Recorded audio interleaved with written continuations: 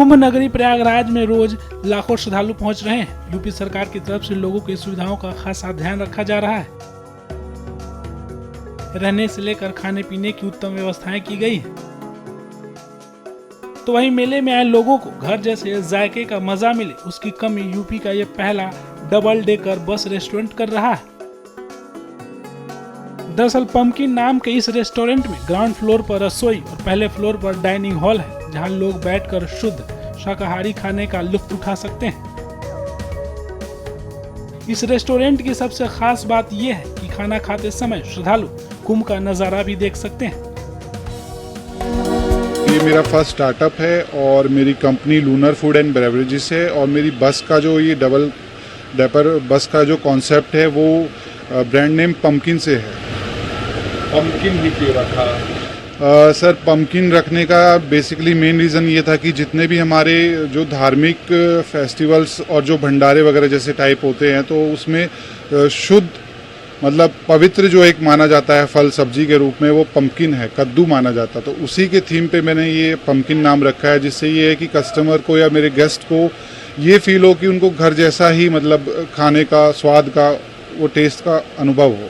Restaurant तमाम खाने की दुकान अलग अलग होती है, यहाँ खास क्या है महाकुंभ को देखते हुए? सर, जो standing out other traditional restaurants होते हैं उस कंसेप्ट को हमने अलग करके यहाँ कुंभ से अपनी शुरुआत की है।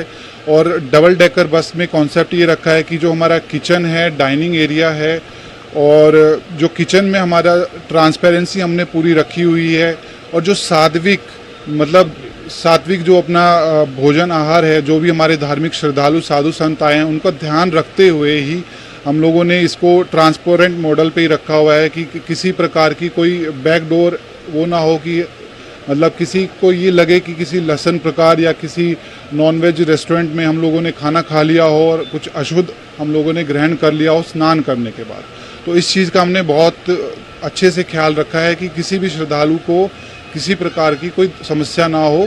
तो सारा हम लोगों ने अपना किचन ट्रांसपेरेंट रखा हुआ है। कल्पवासियों को लेकर आप यहाँ तमाम पोस्टर पे लिखा है आपने, उनका क्या है? उनके लिए सर हम लोग ऑन डिमांड जो हमारे श्रद्धालु जैसे जिनका फास्ट होता है तो ऑन डिमांड हम लोग उनके लिए जो भी फलहार या जो भी सात्विक भोजन होता है बिना लहसुन प्याज का वो हम उनको उपलब्ध कराएंगे।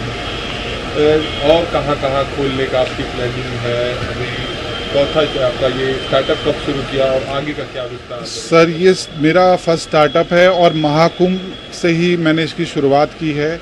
और जितने भी हमारे देश में धार्मिक स्थल हैं और जैसे अयोध्या हो गया, काशी विश्वनाथ, मथुरा, वृंदावन, तो मेरा आगे फ्यूचर गोल यही है कि मैं वहाँ भी इसी कंसेप्ट को आगे लेके चलूँ। इस startup double decker bus restaurant के मालिक की माने तो भविष्य में इस कॉन्सेप्ट को काशी, मथुरा, अयोध्या जैसे धार्मिक स्थलों पर भी शुरू करेंगे।